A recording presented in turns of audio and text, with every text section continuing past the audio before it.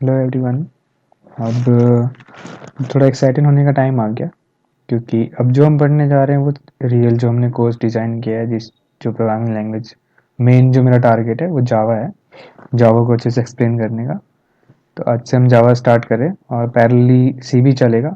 आज मैं जावा का वीडियो अपलोड कर रहा हूँ, कल सी का करूँगा, जावा भी होगा, साथ में ही चलेगा। तो चलो स्टार्ट करते हैं।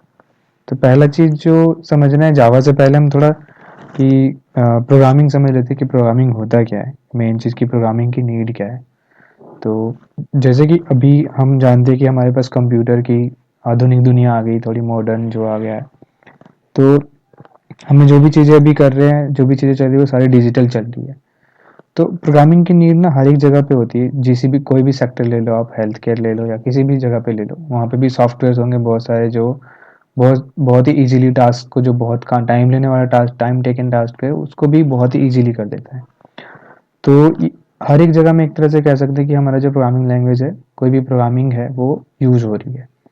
अब एक अगर छोटा सा एग्जांपल लेके हम समझेंगे प्रोग्रामिंग कैसे यूज हो रही है, किस तरह से हम अभी रियल लाइफ में कैसे यूज हो रही है। तो जैसे कि हमारे पास जो कंप्यूटर्स होते हैं, जो जो भी डिवाइसेस होते हैं, हमारे कंप्यूटर डिवाइसेस होते हैं, उनको ह्यूमन की लैंग्वेज समझ नहीं आती। उनका अपना लैंग्वेज होता है मशीन लैंग्वेज। और मशीन लैंग्वेज क्या होता है? मशीन लैंग्वेज होता है एक तरह से समझ लो कि जो हमारा 0 1 के फॉर्म में होता है, कि उनके जितने भी डेटा होंगे, जो भी चीज़ें होगी, वो सारा का सारा 0 1 से रिप्रेजेंट होता है। अब ये मैं एक डेमो के लिए लिख रहा हूँ। जैसे मान लो कि अगर हम मुझे कंप्यूटर को हेलो भी बोलना है ना, तो मैं उसको डायरेक्टली ऐसा हेलो नहीं बोल सकता। उसको मुझे 0 1 के फॉर्म में बोलना पड़ेगा, मतलब मशीन लैंग्वेज, तभी वो समझ पाएगा कि मुझे कोई हेलो बोल रहा है। या फिर मैं कुछ कमांड देता हूँ कि मुझे मेमोरी में ये जगह चाहिए, मुझे कुछ प्रिंट करना है, तो उसके उसे हमें 0 1 के फॉर्म में देना पड़ेगा, मतलब मशीन लैंग्वेज में देना पड़ेगा हमें, तभी वो समझ पाएगा। सेम अगर हम बात करें कि ह्यूमन की, तो अगर हम ऐसे आपस में ऐसे 0 1 के फॉर्म में बात करने लगे कि मैं तुम्हें जीरो बोल रहा हूँ, ऐसे 0 1 के फॉर्म में कुछ बोला, अब इसका मतलब हेलो होता है। ठीक है। अब ये चीज़ सबको नहीं समझा सकता, क्योंकि हमारे पास इतने सारे वर्ड्स है। अभी मैं बात कर रहा हूँ, अभी मैं पढ़ा रहा हूँ, मैं कितने सारे वर्ड्स यूज़ कर रहा हूँ। अगर मैं सबका बोलूँ कि तुम्हें इतने सारे बाइनरी नंबर याद रखने हैं, तो तुम याद नहीं रख सकते। ऐसे ही मशीन हमारे लैंग्वेज को नहीं समझ सकता। अब अगर हमारे बीच में कम्युनिकेशन करना हो, कि मैं अगर मशीन को कुछ इंस्ट्रक्शन देना चाहता हूँ, कुछ काम करवाना चाहता हूँ, या फिर मशीन मुझे कुछ बताना चाहता है, तो अगर ये अपने लैंग्वेज में देगा तो मुझे समझ नहीं आएगा, मैं अगर अपनी लैंग्वेज में बोलूँगा तो मशीन को समझ नहीं आएगा।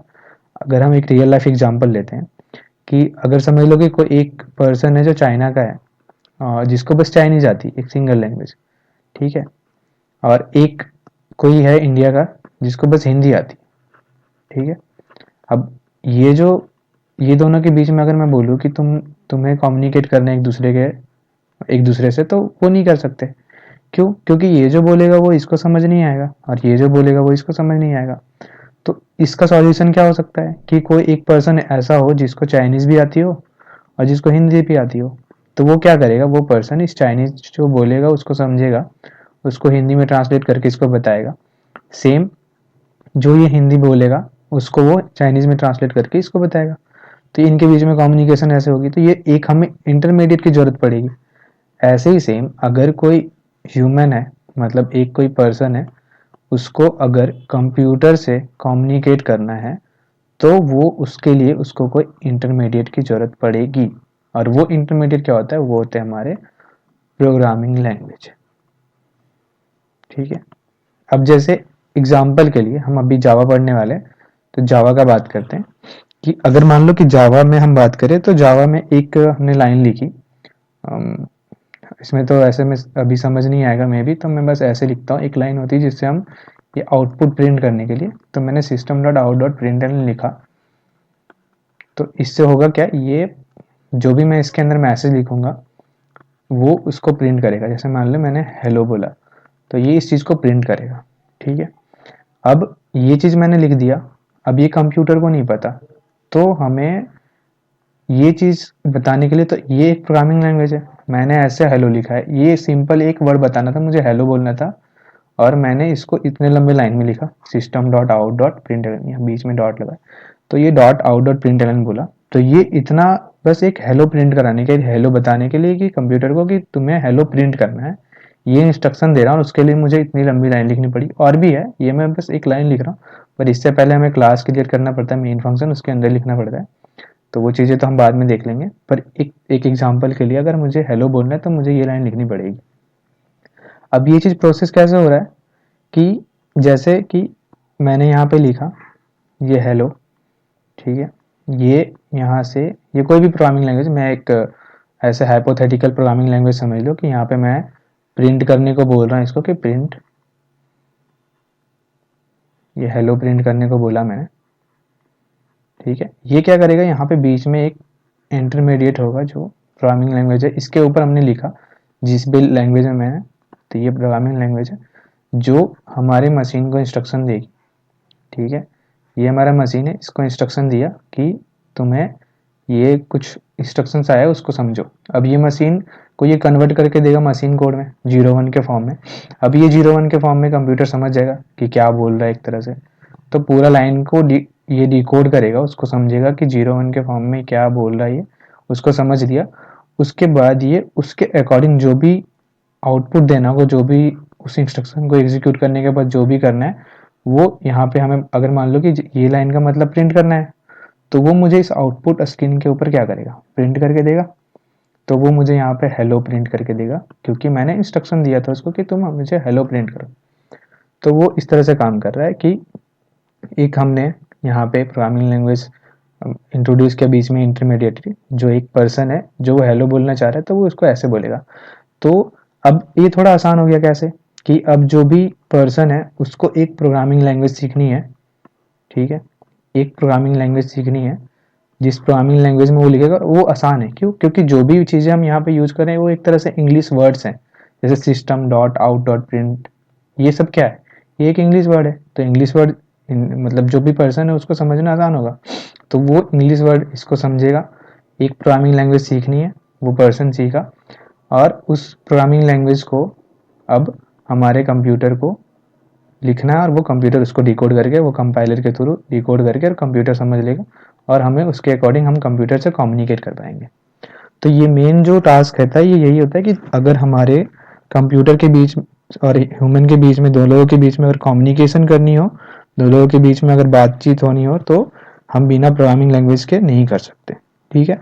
तो जो मेन चीज़ था वो यही था कि हमारा प्रोग्रामिंग लैंग्वेज हमें क्यों, इसकी नीड क्यों है, हमें प्रोग्रामिंग लैंग्वेज क्यों सीखनी है, क्यों समझनी है, वो चीज़ है, ठीक है। अब जो अब जो हम नेक्स्ट पढ़ने वाले हैं, जो भी पढ़ने आगे जो हम पढ़ने वाले हैं, वो हमारा एक छोटा सा, मैं ऐसे ओवरव्यू देता हूँ कि कौन कौन से टॉपिक हम कवर करेंगे आने वाले वीडियोस में। ये बस मैंने एक इंट्रोडक्टरी दे दिया कि ताकि सबको समझ आए कि हमारा प्रोग्रामिंग लैंग्वेज होता क्या है, ठीक है। अब बात करूँ जावा की, जावा के अंदर हम क्या पढ़ेंगे वो मैं बताता हूँ। तो इसको मैं पहले एक बार इरेज कर दूँ सारा।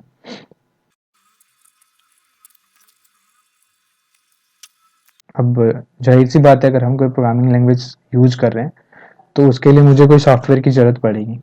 तो अगर जावा यूज करें हम जावा के लिए, तो जावा के लिए एक जेडीके होता है, इसके बारे में भी हम पढ़ेंगे इसके बाद कि जेडीके होता क्या है, और मतलब पूरा कि जेडीके क्या होता है, जेवीएम क्या होता है, जेआरई क्या होता है, वो सारी चीज़ें हम समझने वाले हैं इसके बाद। बस अभी के लिए मैं बस एक रोड मैप बता रहा हूँ कि हम पढ़ने क्या वाले हैं आगे। तो इसके लिए मुझे जेडीके की ज़रूरत पड़ेगी, ठीक है।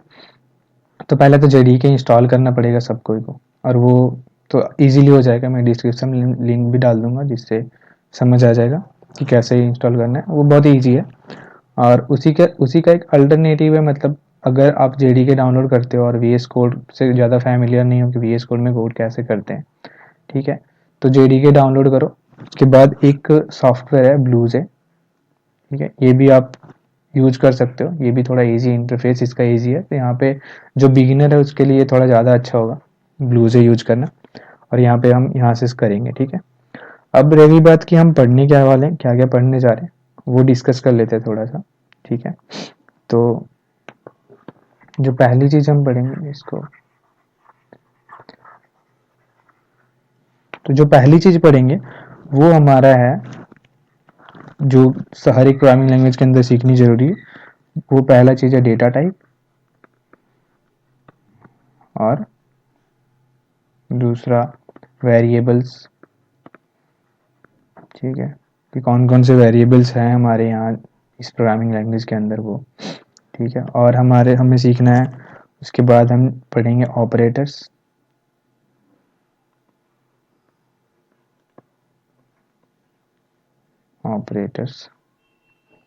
फिर चौथा है और भी चीज़ें हैं जो कंट्रोल स्टेटमेंट्स जो है वो। ये मैं एक ऐसे ब्रीफ टॉपिक दे रहा हूँ ऐसे ही, कुछ चीज़ें अगर नहीं आई जो मेरे दिमाग में आया बाद में तो हम उसको ऐड करते जाएंगे, कोई डाउट होंगे, किसी का कुछ छूट रहा होगा वो सब भी कवर कर लेंगे, ऐसा नहीं कि कुछ छूटेगा, कुछ भी नहीं छूटेगा, हर एक चीज़ कवर करेंगे। ये कंट्रोल स्टेटमेंट के अंदर जैसे इफ एल्स स्टेटमेंट आपने कभी अगर सुना हो, थोड़ी बहुत प्रोग्रामिंग पता है तो इफ एल्स हो गया, लूपिंग हो गया, सारे लूप्स, ये सब चीज़ें आते हैं हमारे ये कंट्रोल स्टेटमेंट के अंदर। फिर एरे, उसके बाद हम पढ़ेंगे स्ट्रिंग, ठीक है।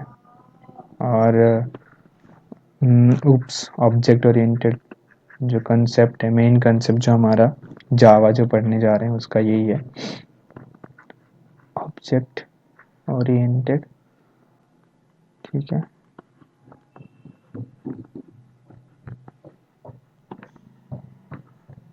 प्रोग्रामिंग।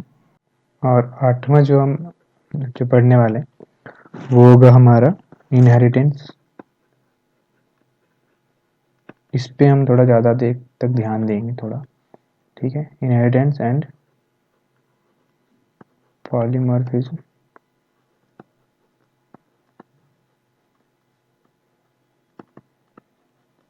ठीक है।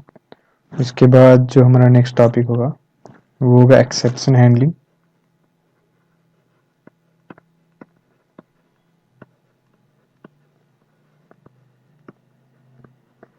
ठीक है।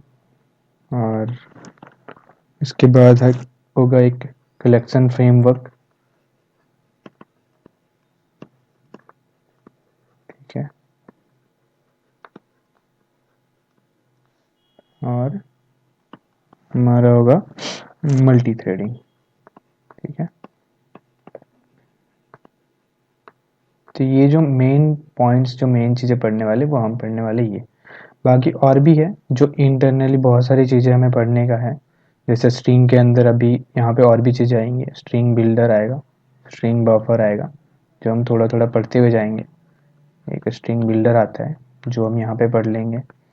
कुछ और भी इसके अंदर कीवर्ड्स हैं, कीवर्ड्स तो नहीं बोलेंगे, कंसेप्ट है, फीचर है एक इम्यूटेबिलिटी का, तो ये भी चीज़ हम यहाँ पे देखेंगे। इम्यूटेबल जो होता है हमारा, स्ट्रिंग जो होता है वो इम्यूटेबल होता है, क्यों होता है, क्या होता है, वो चीज़ हम यहाँ पे जानेंगे, ठीक है। एरे में, एरे में हम काफ़ी चीज़ें पढ़ेंगे, ये इफ एल्स वाला पार्ट है।